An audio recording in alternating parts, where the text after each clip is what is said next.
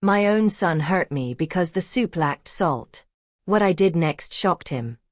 Monica Davis was 61, and the house she had once considered a hard-won reward now felt like a place where she moved quietly to avoid setting off storms. Morning light poured through the kitchen window and spread across the tiles, but it did not comfort her. It simply illuminated the routines she could no longer escape. The counters wiped until they shone, the kettle set at the exact moment, the chair pushed back into the same position as if perfection might buy peace. Hit that subscribe button and tap the bell icon so you never miss our latest uploads. The night before had been another reminder that peace was never something she could earn. A small mistake had become an excuse for rage, and rage had become a lesson delivered through intimidation and force. Monica did not dwell on the details because her mind had learned to protect itself by stepping away when things turned frightening. She remembered only the humiliation, the way her own kitchen had become a courtroom where she stood accused, and the way the silence afterward felt heavier than the noise. At 5 in the morning she was already on her feet, as she had been for most of her adult life. For 40 years she had worked as an executive secretary, the kind who kept a law office running by anticipating needs before anyone voiced them. Punctuality, organization, calm under pressure. Those habits had once been her pride. Now they were the habits of someone trying to keep a volatile home from exploding. Ethan was already awake, seated at the kitchen table in a tailored gray suit, scrolling on his phone with the detached focus of someone who believed the world waited for him. He did not greet her. He simply issued a short instruction about breakfast and an important meeting, as if she were part of the appliances. Monica felt her shoulders tighten, not from anger but from the reflex of being evaluated. She knew that in Ethan's mind everything she did could be rated, corrected, punished. She cooked the breakfast exactly as he demanded. Eggs at the softness he preferred, cheese measured, toast crisp but not dark, coffee black. The task was ordinary, but the tension made it feel like a test. She listened to the sounds behind her as he ate. The clink of fork, the small swallow of coffee, the scrape of chair leg. Each noise carried a question she could not ask aloud. Was it acceptable? Would he stay calm? Would the day remain manageable? The front door opened and Savannah entered, heels tapping against the floor with crisp confidence. Savannah was young, elegant, always arranged as if she had stepped out of a magazine. She greeted Monica with a bright, sugary politeness meant for an audience, the kind of greeting that said, "I am gracious, see how gracious I am." Monica answered in the same careful tone she used with distant neighbors. Polite, brief, empty of anything that could be twisted. Savannah kissed Ethan's cheek and sat beside him, phone in hand as though it were a mirror. She asked for a light coffee with artificial sweetener and smiled again at Monica, as if Monica's purpose had always been to deliver requests and receive them with gratitude. Monica poured the coffee and set it down, feeling the familiar sting of being treated as both essential and invisible. Ethan's expression softened into the version he wore in public. He became the competent husband, the attentive son, the man who handled everything for his aging mother. He slid a small box across the table and announced he had bought Monica new makeup. His voice carried a pleasant humor as he mentioned little scrapes from a trip the night before. Monica accepted the box without opening it. She understood the gesture. It was not comfort, it was an instruction to erase evidence and keep the story straight. Savannah's eyes brightened with admiration. She praised Ethan for being thoughtful. Monica watched Savannah's reaction and felt a tired bitterness rise in her throat. It was easy for Savannah to adore the performance. She saw the suit, the steady job, the calm voice. She did not see the hours Monica spent cleaning up after outbursts, or the way her body braced whenever Ethan's tone shifted. If Savannah noticed, she chose not to know. Ethan stood, adjusted his tie, and leaned close to Monica as Savannah turned to her phone. His words arrived soft and cold, aimed directly into Monica's ear. "If you ever speak," he reminded her, "you will regret it. No one will believe you. You are dependent. You are lucky." The threats were practiced, delivered like facts, and Monica's chest tightened with the old fear that made her nod even when her heart screamed no. When Ethan and Savannah left, they held hands and smiled at each other like a couple in an advertisement. Ethan's black sedan waited at the curb, gleaming with expense. Monica watched them drive away and felt the house exhale into silence. In that silence she sat down at the kitchen table and finally let tears spill, not dramatic sobs but steady, exhausted grief. She was grieving the son she remembered, the life she had expected, the dignity she had slowly traded for safety. This house had once been her sanctuary. She bought it 30 years earlier with the savings she scraped together from her salary, the kind of purchase that felt like proof she had survived. For decades she had managed other people's crises at Sullivan & Associates, a respected firm where judges and attorneys spoke her name with appreciation. She had filed documents with meticulous care, protected confidences, and steadied anxious clients with a calm voice. Retirement had been supposed to mean rest and quiet, the gentle closing chapter after years of competence. 3 years earlier Ethan had arrived with a suitcase and the face he used as a boy when he wanted comfort. He said his divorce had left him ruined, that he needed a place to stay while he rebuilt. Monica had opened the door without hesitation. She told herself it was temporary. She told herself that mothers helped their children. She told herself that love, given freely, returned as love. For a few months, it almost felt true. Ethan went to work, came home, shared meals. He offered to carry groceries and fix small things around the house. Monica let herself believe they were finally finding the closeness she had always wished for, the kind of adult relationship where her son could be both independent and kind. She did not notice how the warmth depended entirely on Ethan's mood, or how the first corrections slipped into their conversations like needles. It began with criticism disguised as advice. The soup was too salty. The bathroom wasn't clean enough. Her clothes looked wrinkled and embarrassing. Monica tried to adjust, telling herself he was stressed, telling herself she could soothe him if she became more careful. She had spent her career anticipating demands. She applied the same skill at home, not realizing that she was training herself to accept disrespect as normal. Soon Ethan turned his attention to her finances. He spoke with concern about scams and danger, about how complicated banks had become, about how she shouldn't be handling so much at her age. He offered help in a tone that sounded loving, and Monica, who wanted to trust her only child, gave him access. She remembered handing over passwords like someone passing a torch. She did not understand she was handing over power. Within 6 months, Ethan controlled every dollar. Monica's pension, $1,200 a month, went where she could not see it. Ethan gave her $20 a week for personal expenses, as if she were a child receiving allowance. When she asked questions, he answered with confidence and irritation, calling it investing, calling it management, calling it her own good. Over time, Monica began to doubt whether she even had the right to ask. Ethan repeated that she was confused, that she misremembered, that she should be grateful, until gratitude felt like another obligation. Then Savannah arrived, bright and ambitious, 25 years younger than Ethan and eager for the life his title and charm promised. Their relationship moved quickly. The wedding was lavish, polished, expensive, and Monica watched it happen from the sidelines, aware that the funds were coming from accounts she no longer controlled. She tried to convince herself it was normal, that she should be happy for him, that money was meant to support family. But each expense felt like another lock on her own door. After the marriage, the demands multiplied. Ethan wanted elegant dinners for Savannah, spotless bathrooms for guests, expensive shirts washed precisely as instructed. Savannah treated Monica like a convenient feature of the home, useful, unseen. When Monica hesitated or moved too slowly, Ethan's tone hardened. At first it was a sharp grip on the arm to steer her, a shove that he called an accident, a pinch meant to correct. Monica told herself it was temporary. She told herself everyone had bad days. She told herself she could endure, because enduring was what she had always done. But the pattern grew. Ethan's anger came in waves, and the waves always broke on Monica. He could be charming when outsiders were present.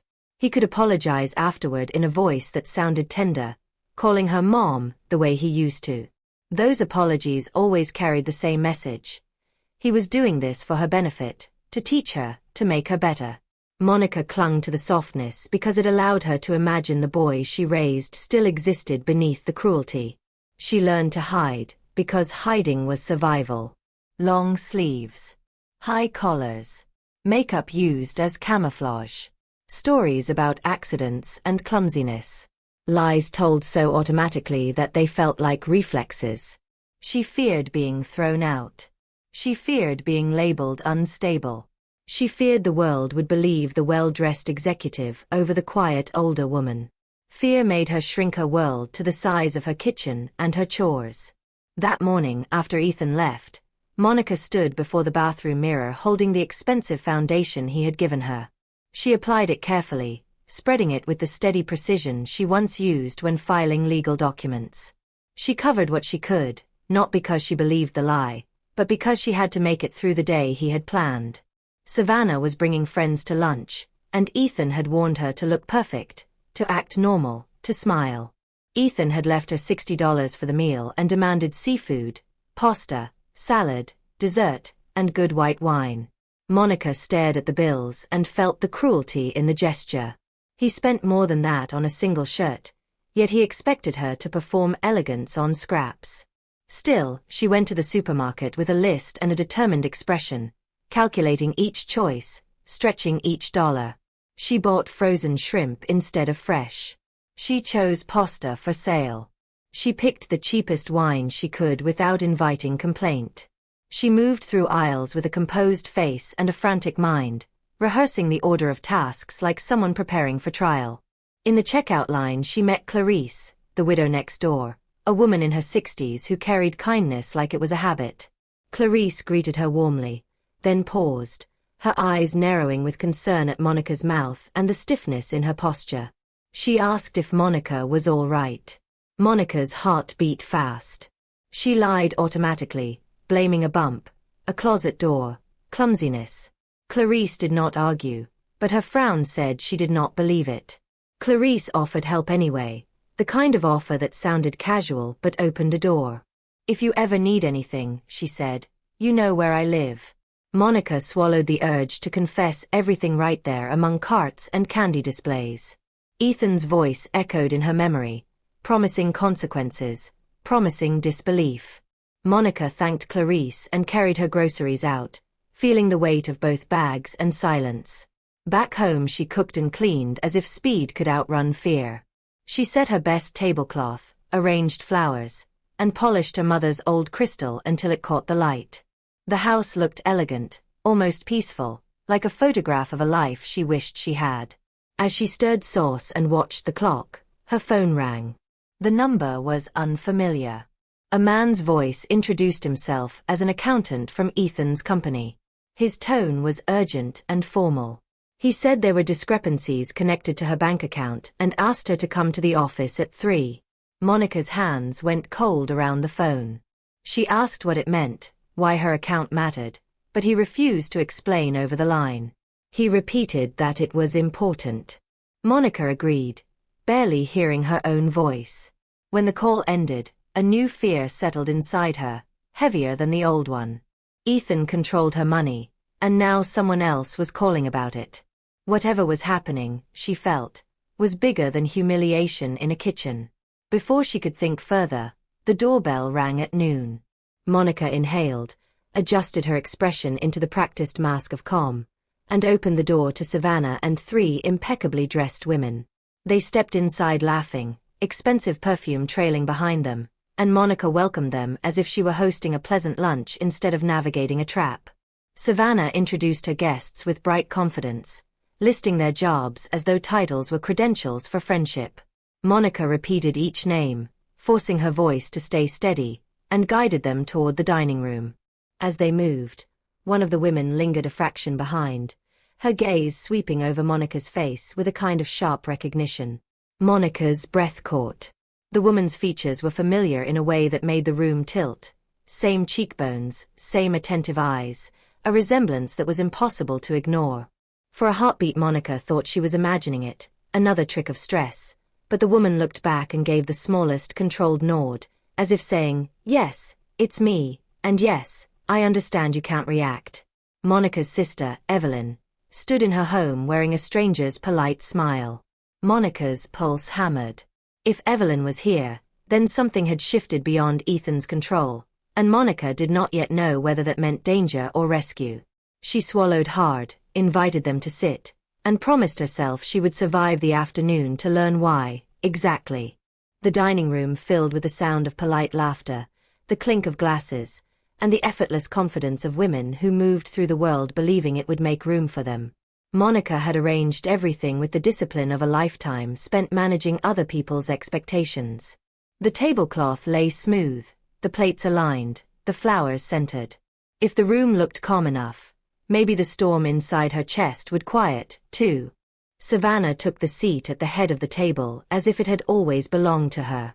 She spoke warmly about the lunch, praising Mrs. Davis in a way that sounded complimentary but landed like a label. Monica was not a person. She was a useful feature of the house, like an oven that worked reliably. The other women smiled and accepted the performance, because most social gatherings ran on performances. Nobody wanted to push too hard against the surface of things. Monica served the first course with steady hands. She kept her face composed, her voice pleasant, her back straight. She had done this kind of hospitality before: office luncheons, retirement parties, holiday gatherings for colleagues. The difference was that back then she had been respected. Now she was being inspected.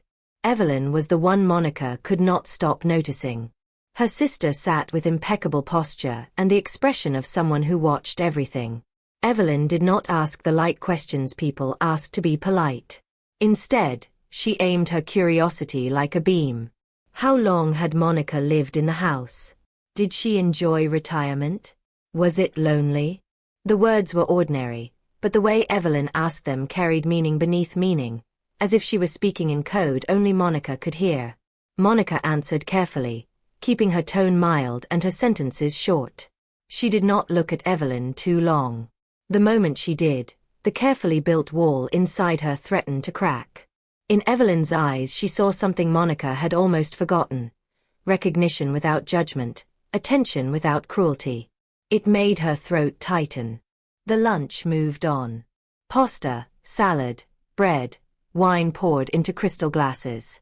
Savannah's friends chatted about the office, about deadlines and colleagues and weekend plans. They complained about minor inconveniences: traffic, an uncooperative client, a tedious meeting. Their complaints sounded almost luxurious to Monica. She could not imagine thinking of a meeting as her biggest worry.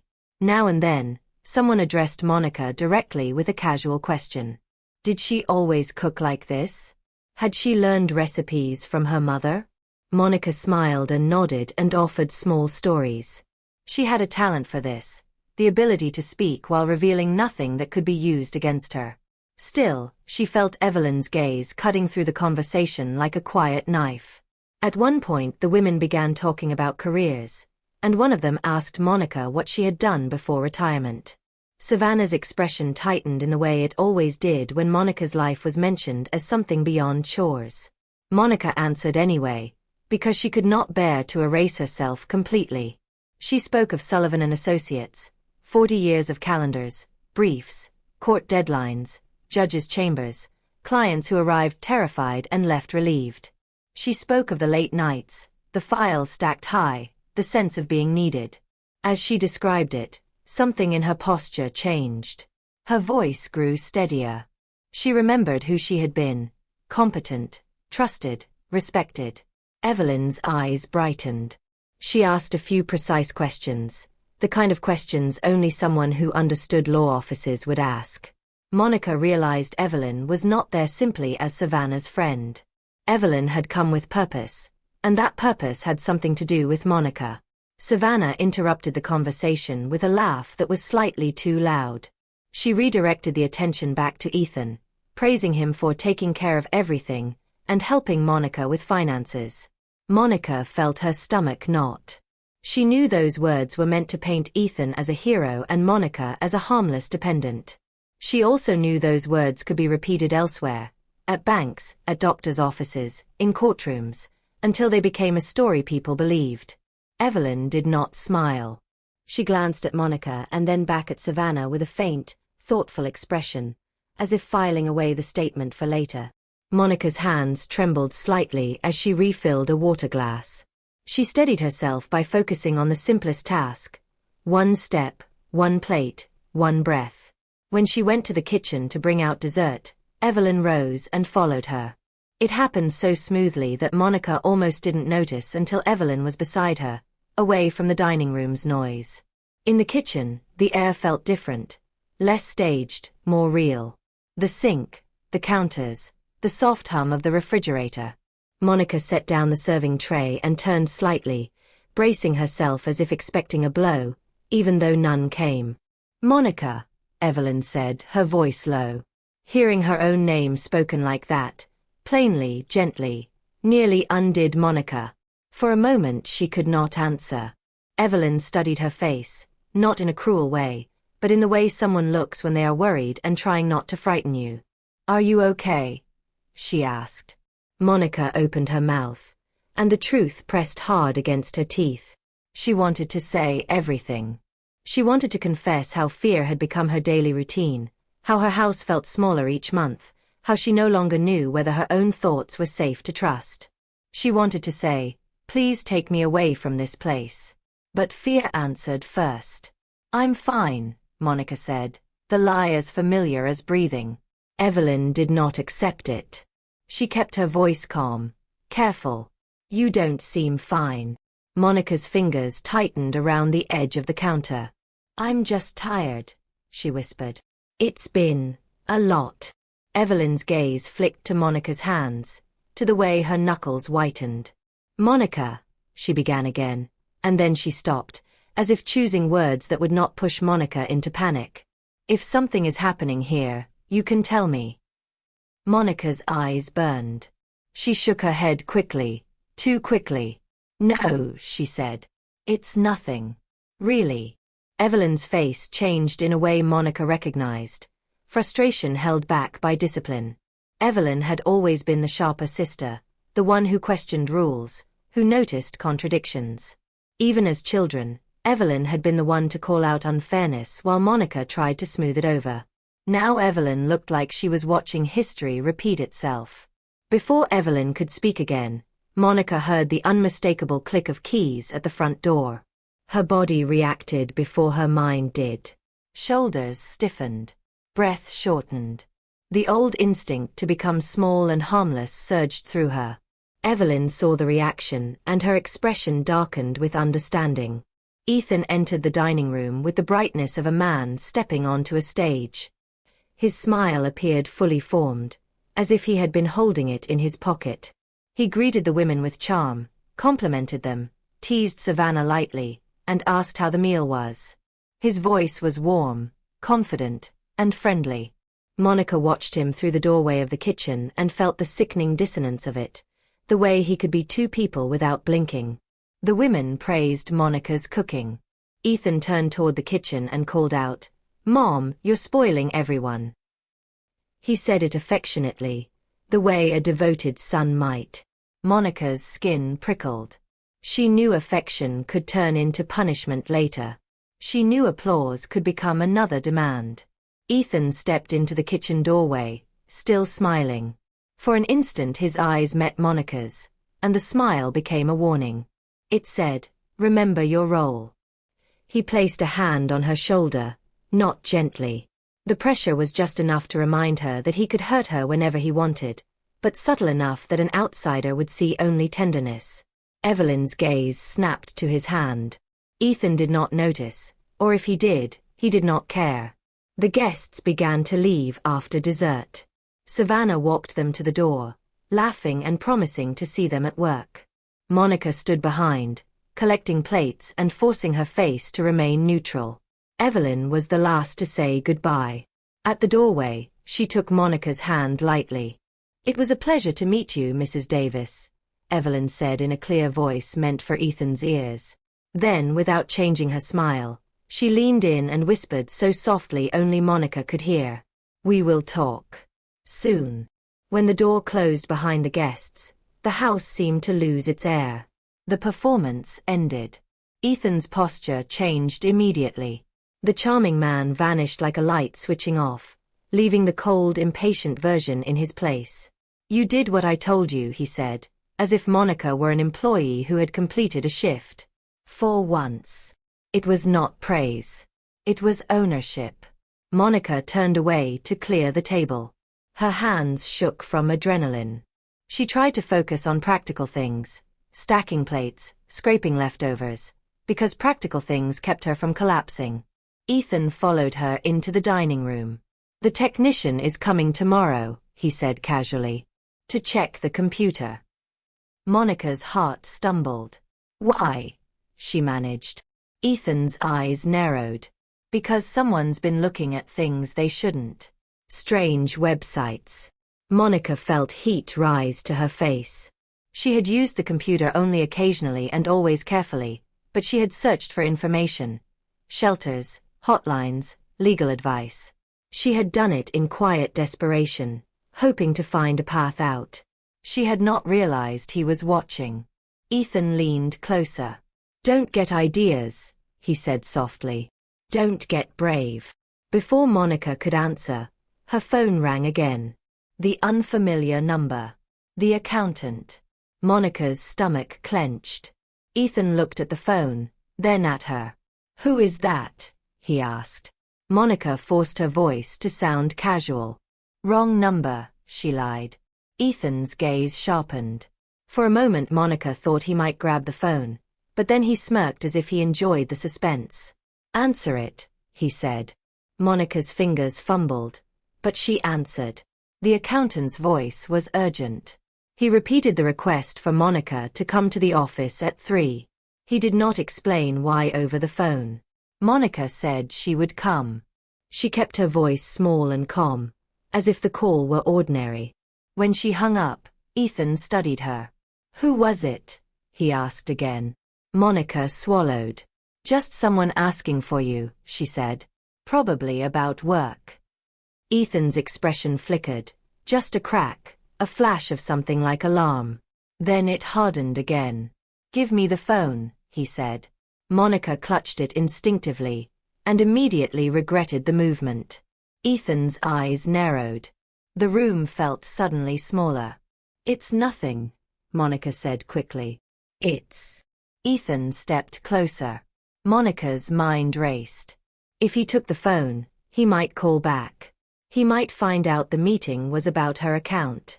He might do something before she could go. Her pulse pounded. Then she remembered Evelyn's whisper. "We will talk. Soon." And Clarissa's offer. "If you ever need anything." Something shifted inside Monica, not courage exactly, but desperation sharpened into decision.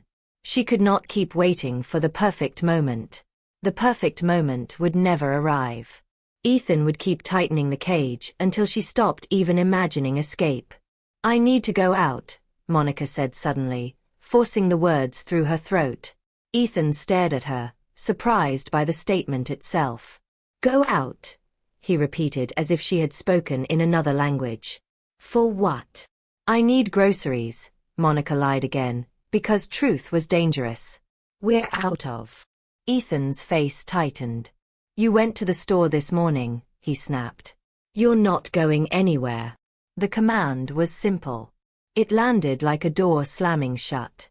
Monica nodded quickly, pretending obedience. "All right," she said. "I'll stay."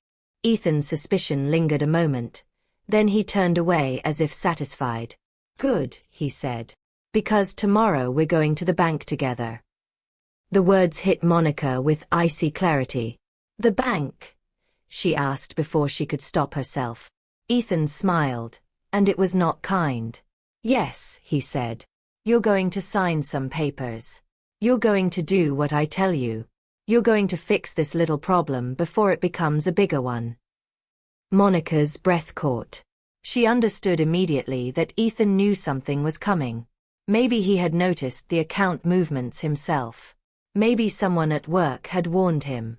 Maybe he was simply paranoid enough to prepare for any threat. Either way, he was already moving to control the next step. "I'm not signing anything I don't understand," Monica said, and the words surprised her as much as they would have surprised Ethan. Ethan turned slowly, as if he had heard a small animal make noise behind him.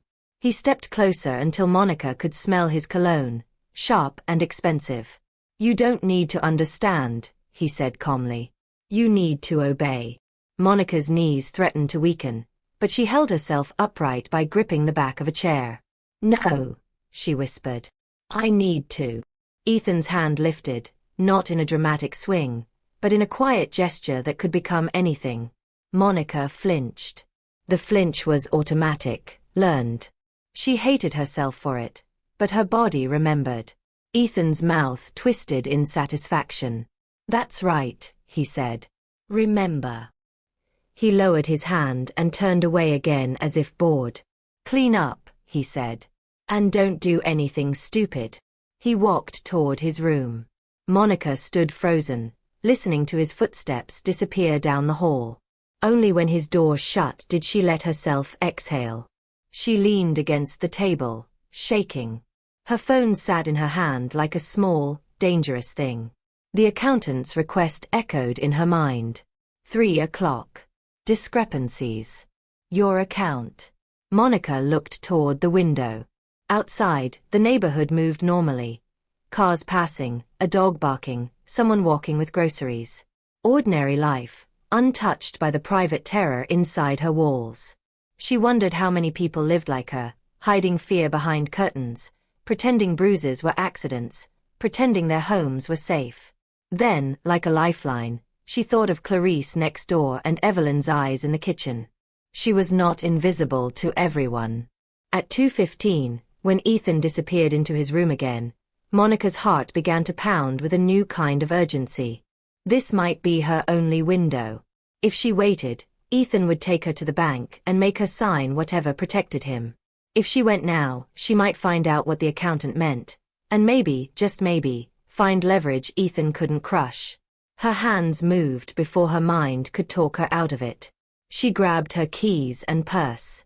She did not pack a suitcase. She did not have time. She left the house quietly, closing the door with the care of someone trying not to wake a sleeping predator.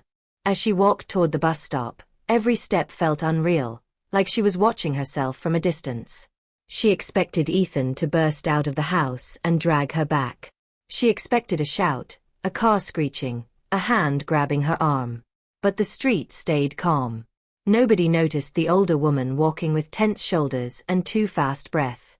She sat on the bus with her purse clutched close, eyes fixed forward. Her reflection in the window looked like a stranger. Careful makeup, stiff posture, a face that had learned to smile while drowning. She imagined Evelyn's whisper again.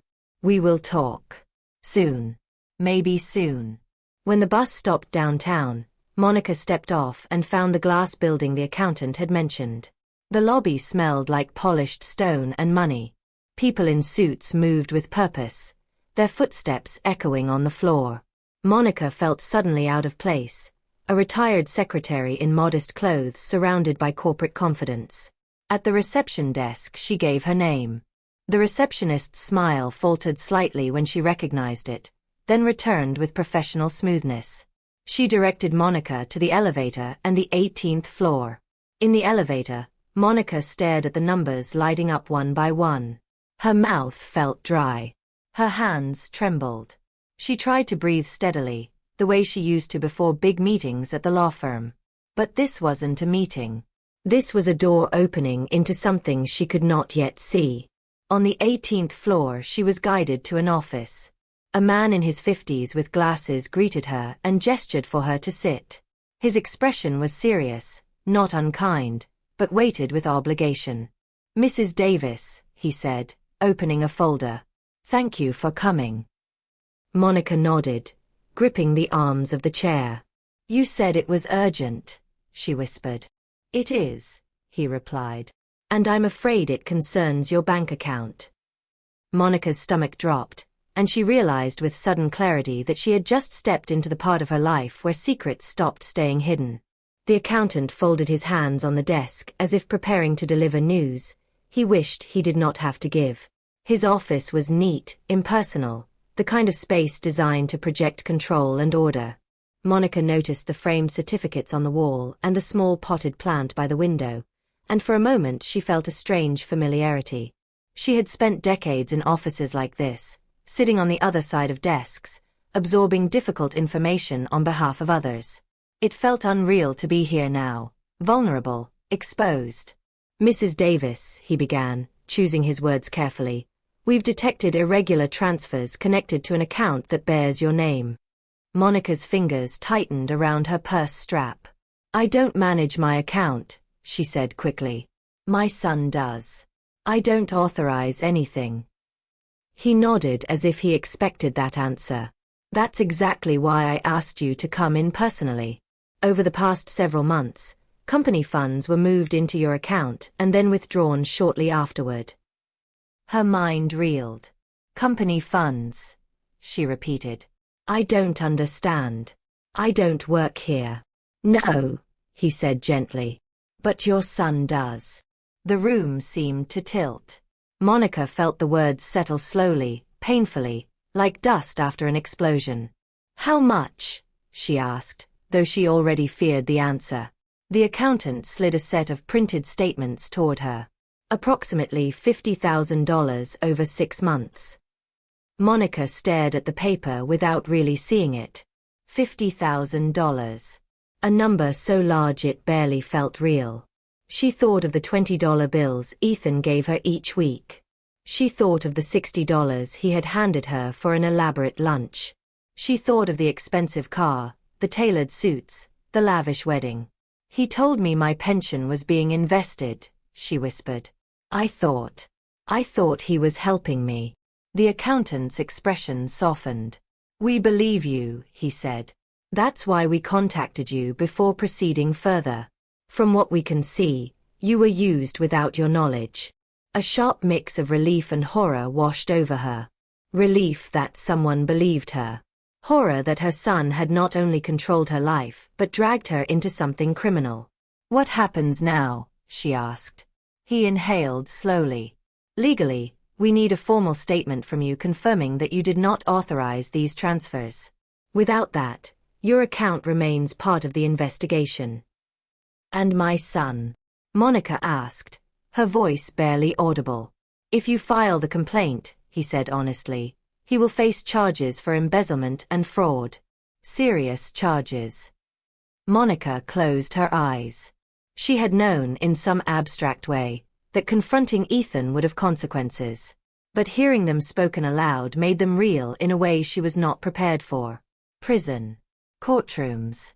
Headlines. The word son echoed painfully in her mind. This was the child she had rocked to sleep, the boy she had defended at every parent-teacher meeting, the young man she had trusted with her home and her life. "I need time," she said. "I understand," the accountant replied. "But not too much. Your name is attached to these transactions, Mrs. Davis. I wanted you to hear that directly from us, not from investigators." She nodded numbly and stood on unsteady legs. When she left the office, the hallway felt too bright, too loud. She pressed the elevator button and waited, her thoughts colliding violently. Ethan had stolen from his company. He had used her account to hide it. He had turned her into an unwitting accomplice. And now he wanted to take her to the bank and make her sign papers. The realization crystallized into something sharp and terrifying. If she went with him, if she signed what he told her to sign, she would no longer be a victim in the eyes of the law. She would be a participant. Outside, the city moved on with its usual indifference. Monica wandered the streets for a long time without direction, her mind replaying every moment of the past 3 years with brutal clarity. The insults, the control, the fear, the manipulation. And now this, financial ruin layered on top of physical and emotional abuse.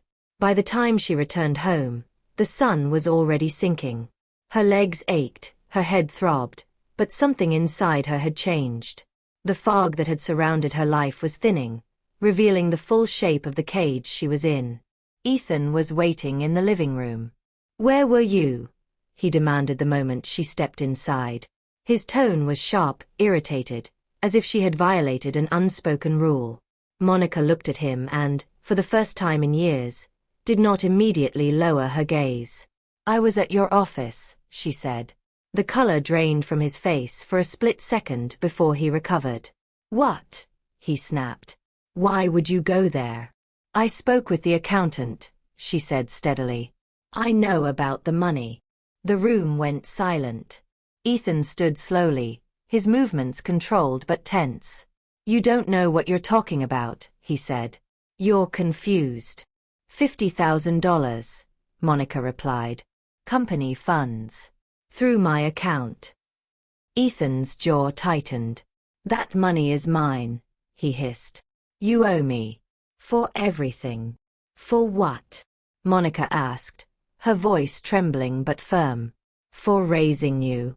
For giving you my house, my savings, my pension." He stepped closer, his presence looming. "If you open your mouth," he warned, "you'll regret it. I can ruin you." Something broke then, not loudly, not dramatically, but completely. Monica felt the last thread of fear snap. She had already lost her dignity, her security, her peace. What was left to take? "I'm not afraid of you anymore," she said. Ethan laughed, a harsh sound. "You should be." He raised his hand. The doorbell rang. Both of them froze. Ethan lowered his arm slowly, his face twisting with frustration. "Go see who it is," he ordered. Monica walked to the door on legs that felt like rubber. When she opened it, Clarice stood there, casserole dish in hand, concern written all over her face. "I heard shouting," Clarice said. "I wanted to make sure you're okay." Behind her stood another woman, Evelyn. Monica's breath caught. Ethan appeared behind her, his public smile snapping into place with astonishing speed. "Everything's fine," he said smoothly. "Just a misunderstanding." Clarice's eyes flicked between them, lingering on Monica. "If you need anything," she said pointedly, "I'm right next door." Evelyn met Monica's gaze and spoke clearly. "Day or night?" When the door closed again, Ethan's smile vanished. "You think you're clever," he said quietly. "But this isn't over. Tomorrow we will go to the bank. You will do exactly what I tell you." "No," Monica replied. Ethan stared at her in disbelief. "What did you say?" "I said no," she repeated. "I won't sign anything." His face darkened. "Then you'll leave this house. I'll have you declared incompetent. No one will believe you." Monica said nothing. She went to bed that night fully dressed, her heart pounding with dread and resolve. She barely slept, jolting awake at every sound. At dawn, Clarice knocked softly on the back door. "I recorded everything," Clarice whispered once inside. "Your whole conversation. The threats. All of it." Monica stared at her in shock. "You did what?" "I put a small camera in the yard," Clarice said. "I knew something wasn't right." "Monica, we have evidence." Hope flared painfully in Monica's chest. "What do we do?" "We go now," Clarice said. "Before he comes back." Within an hour, Monica was sitting in an office at the district attorney's building. A woman named Brenda listening intently as the recording played. Brenda's expression hardened with each threat, each insult, each attempt at coercion. "This is serious," Brenda said when it ended. "Domestic abuse. Financial fraud. Witness intimidation. Can you help me?" Monica asked. "Yes," Brenda said. "But you have to be willing to file a complaint." Monica thought of the bank. The papers. The way Ethan had smiled when he believed he still owned her future. "Yes," she said. "I'm ready." The police arrested Ethan that morning at the house. He screamed. He broke furniture. He demanded to know where his mother was. By the time Monica returned, escorted by Clarice and Brenda, the damage was obvious. Broken dishes, overturned chairs, shattered frames. Her phone rang again and again that night. Voicemails piled up. Ethan's voice shifted from rage to pleading, from threats to tears. Brenda explained the pattern calmly. Violence, fear, guilt, manipulation in different costumes. Monica listened to the messages once and then turned the phone off. She slept at Clarice's house that night, wrapped in a borrowed blanket, feeling something unfamiliar settle over her. Safety. Fragile, tentative, but real. The next afternoon, she sat in a small courtroom as the judge denied Ethan bail. His shouting confirmed everything she had said. Savannah sat behind him, pale and shaken. When the hearing ended, Savannah approached Monica with trembling hands. "I'm sorry," Savannah whispered. "I knew something was wrong. I was afraid." Monica nodded. She understood fear better than most. 3 weeks later, as the case moved forward, Monica began to realize freedom was not instant. Fear lingered. Sleep came in fragments. Every phone call made her jump. But slowly, with support, the fog began to lift. Then the letters from jail started to arrive. The first accused her of betrayal. The second promised revenge. The third contained photographs, old documents, her handwriting, mistakes she had made decades earlier at the law firm. Ethan had found her past and turned it into a weapon. Brenda read the letters carefully. "This is blackmail," she said. "But we need to face the truth of what he has." Monica confessed everything. The altered documents. The unreported cash gifts. The ignorance that had once felt harmless. The shame nearly crushed her. "There's one way forward," Brenda said finally. "We take his power away. You tell the truth first." It was terrifying. It meant exposure, judgment, risk. But it also meant freedom. "I'm tired of being afraid," Monica said. The press conference was held a week later. Cameras flashed. Microphones crowded the podium. Monica stood in her gray dress, hands steady, voice clear. She told her story. All of it. The abuse. The fraud. The mistakes of her past. The blackmail. "I choose freedom over fear," she said. Truth over silence. The response was not what she expected. Compassion outweighed condemnation. The district attorney declined to charge her, citing cooperation and coercion. Ethan lost his leverage. That night, Monica returned to her own house for the first time. Clarice stayed with her. The walls were scarred, but the house was hers. When Ethan called from jail, she answered calmly. "Are you ever going to forgive me?" he asked. "Someday," she replied. "But I will never forget." She hung up and turned off the phone. The next morning, Monica woke up without fear. For the first time in years, her life belonged to her. Freedom did not arrive all at once. It came in fragments, uneven and uncertain, like sunlight filtering through broken blinds. Monica learned this quickly in the days after the press conference. Although Ethan remained in custody and the immediate danger had passed, her body had not yet accepted that the war was over. Fear had lived inside her for too long to leave quietly. She stayed at Clarice's house for several more nights. The spare room was small, with a narrow bed and a desk pressed against the wall, but it felt safer than the large house she had once called home. Clarice moved through her days with a quiet steadiness that Monica came to rely on. Every morning there was tea on the table. Every evening there was conversation, sometimes light, sometimes heavy, but always grounded in kindness. At night, sleep came in short intervals. Monica woke at the slightest sound, heart racing, convinced for a moment that Ethan was standing over her. Brenda had warned her this would happen. Trauma, she explained, rewired the body. Even when danger disappeared, the mind kept searching for it. "You survived by being alert," Brenda had said. "Now your body doesn't know how to stop." Monica believed her. She felt like someone who had been holding her breath for years and had forgotten how to inhale normally. Still, each morning she woke up and reminded herself of one essential truth. Ethan could not reach her. Not physically. Not financially. Not legally. The trial date was set quickly. The evidence was overwhelming. Financial records, recordings, witness testimony, property damage, And now Savannah's cooperation.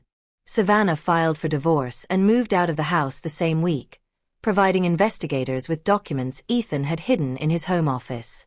Each new piece of information confirmed what Monica had slowly come to understand. Ethan's cruelty was not impulsive. It was systematic.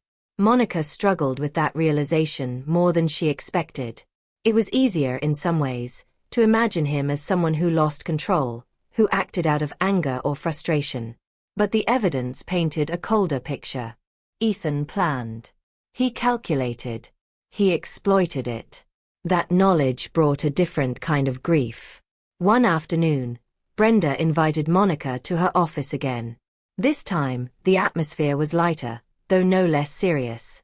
"There's something you should know," Brenda said, sliding a document across the desk. "Your son forged papers related to the house.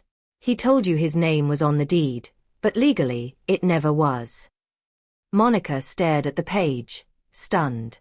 "The house, it's mine." "Completely," Brenda confirmed. "It always was." Monica felt a rush of emotion so intense she had to steady herself against the chair. That house had been her prison, but it was also proof of her life's work. Knowing it had never truly been taken from her felt like reclaiming a part of herself she thought was gone forever. "And there's more," Brenda continued. "Ethan's company has agreed to compensate you. They recognize that you were a victim of fraud. They want to close this chapter responsibly." The amount Brenda mentioned made Monica's breath catch. It was more money than she had had access to in years. Enough to repair the house.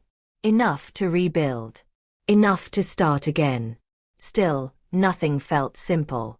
Each step forward brought with it memories she could not yet outrun.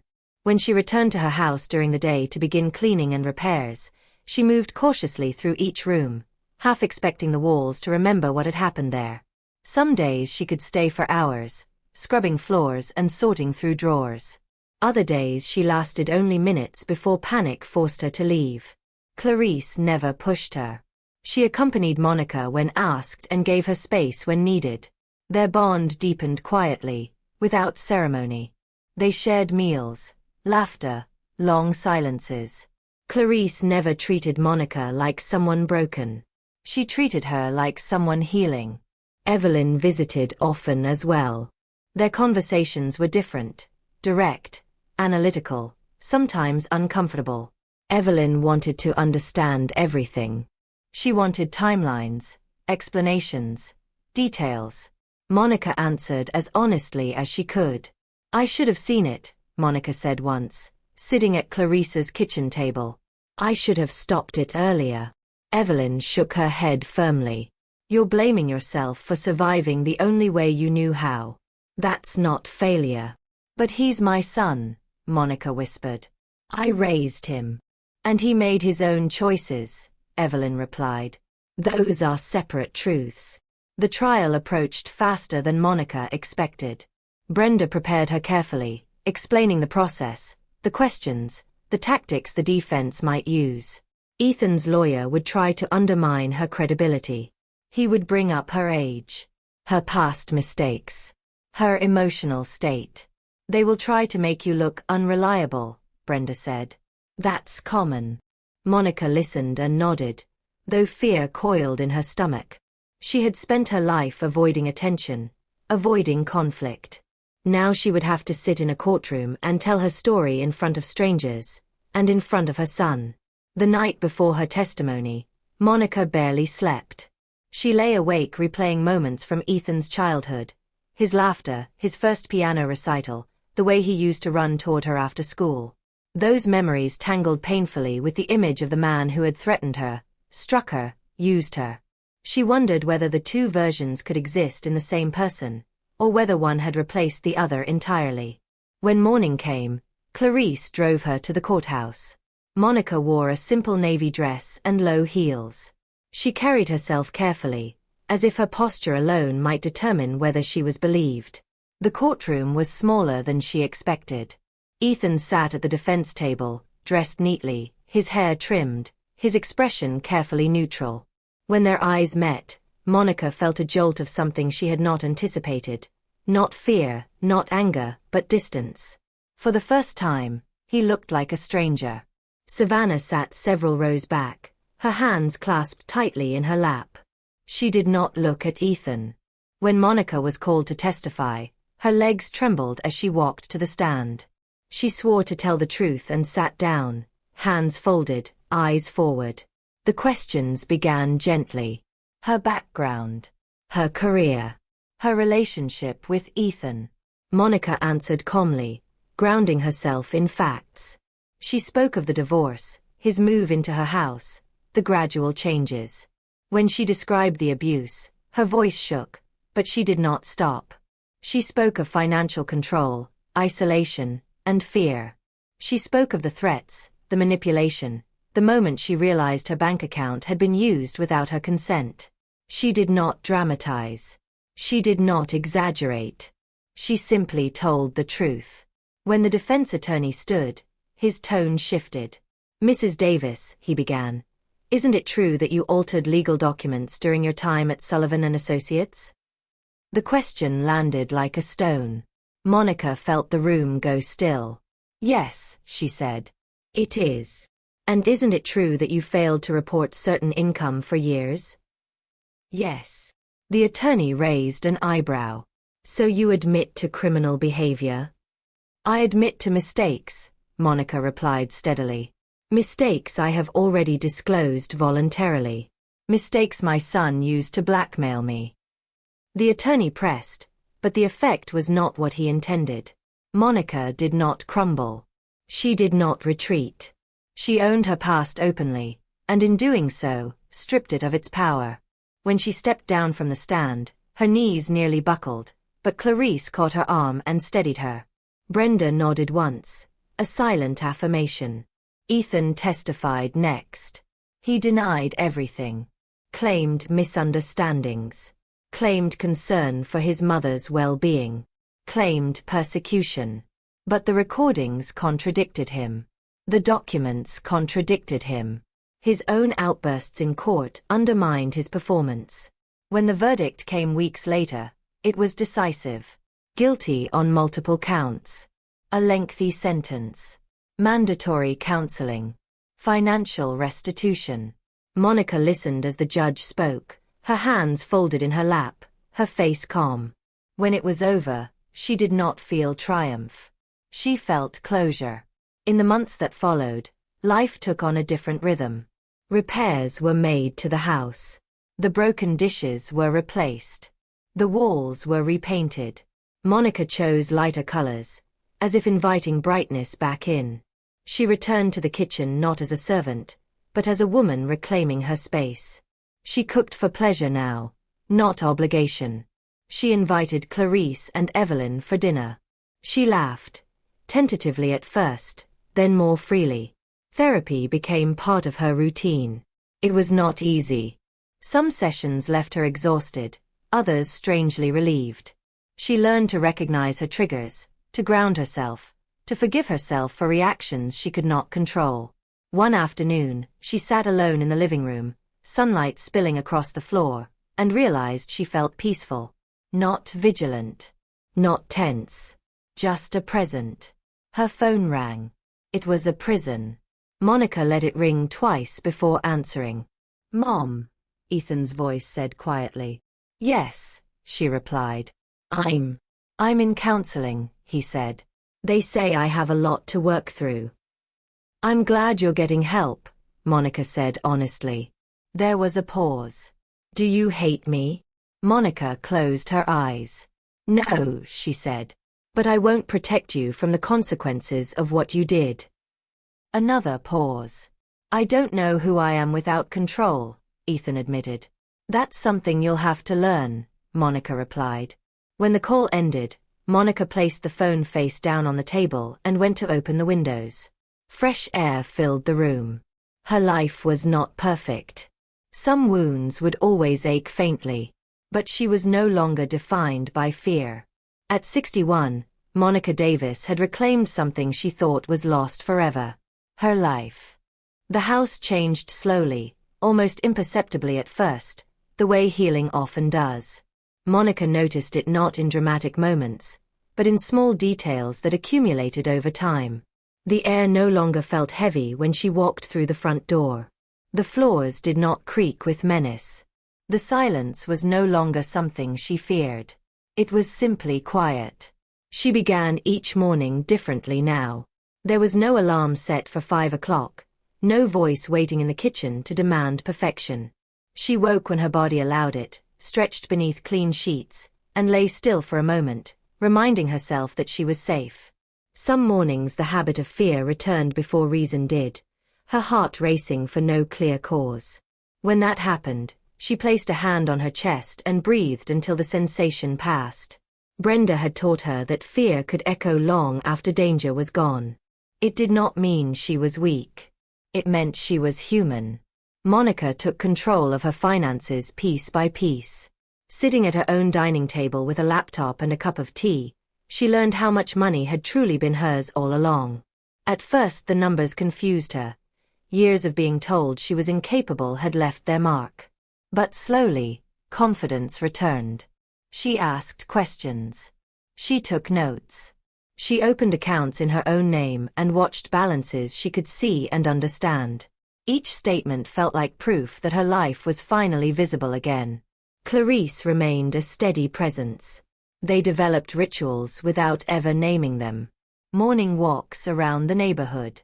Weekly grocery trips together. Evenings spent watching old films or talking quietly about memories that had nothing to do with Ethan. Clarice never asked Monica to relive what she wasn't ready to revisit.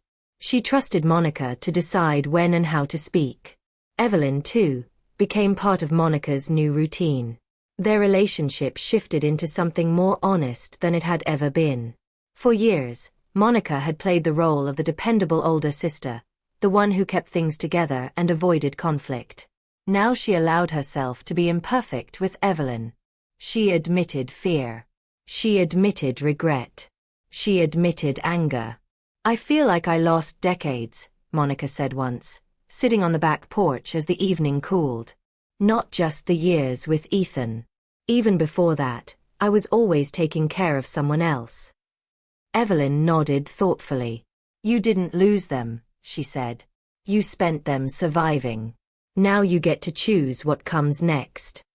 That question, what comes next, occupied Monica's thoughts more often than she expected.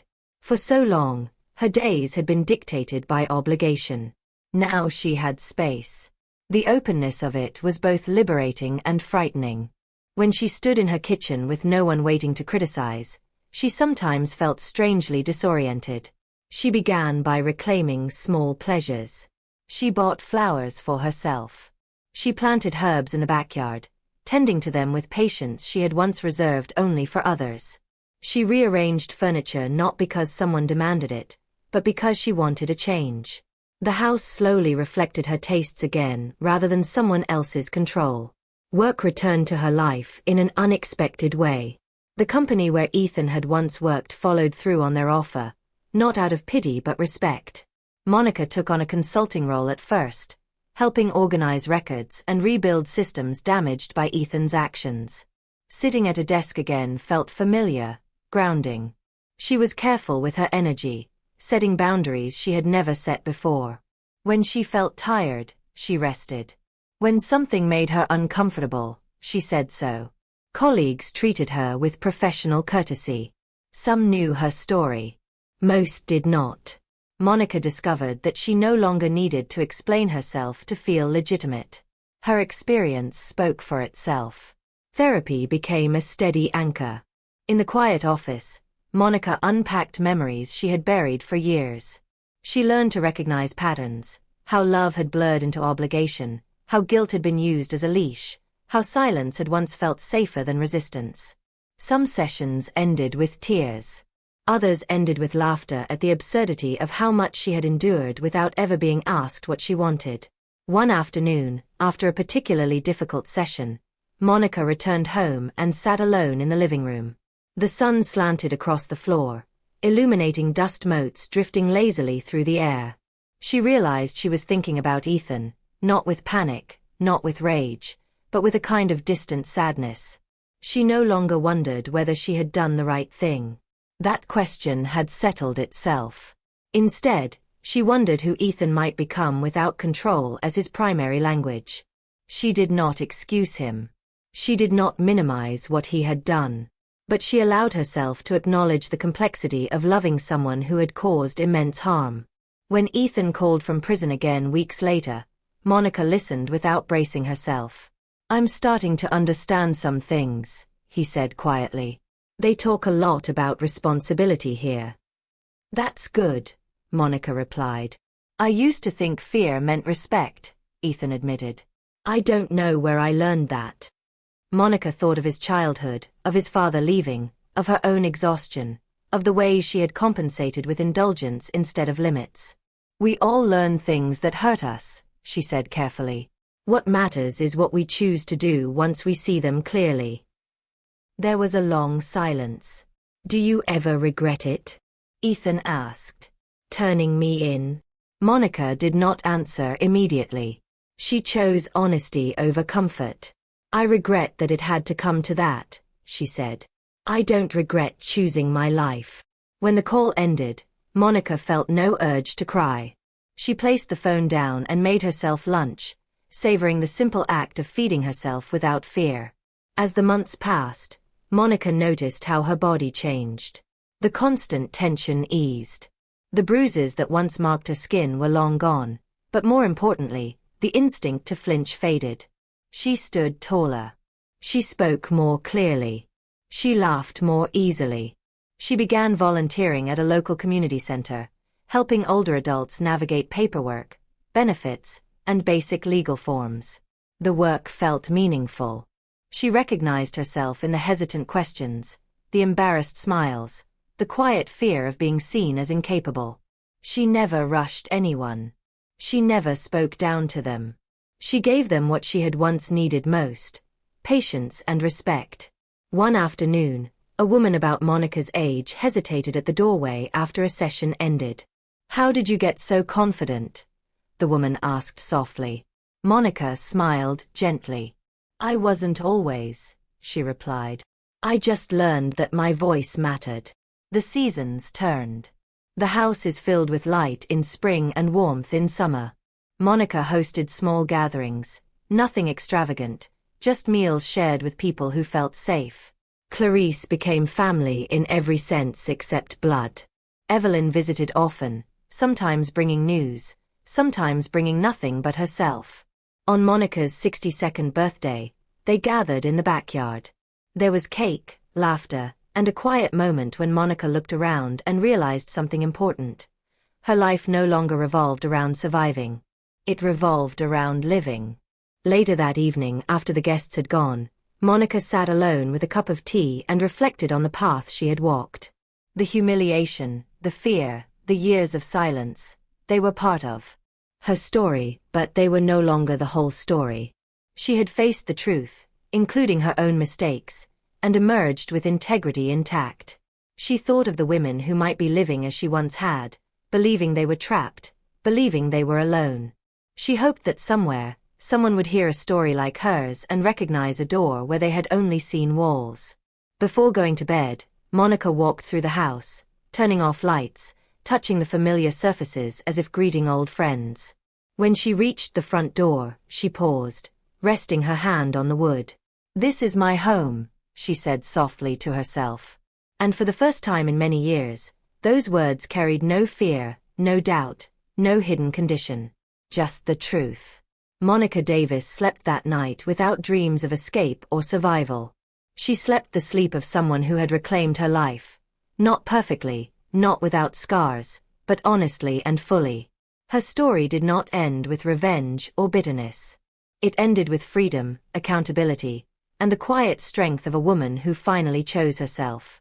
And in that choice, she became something she had not been allowed to be for far too long.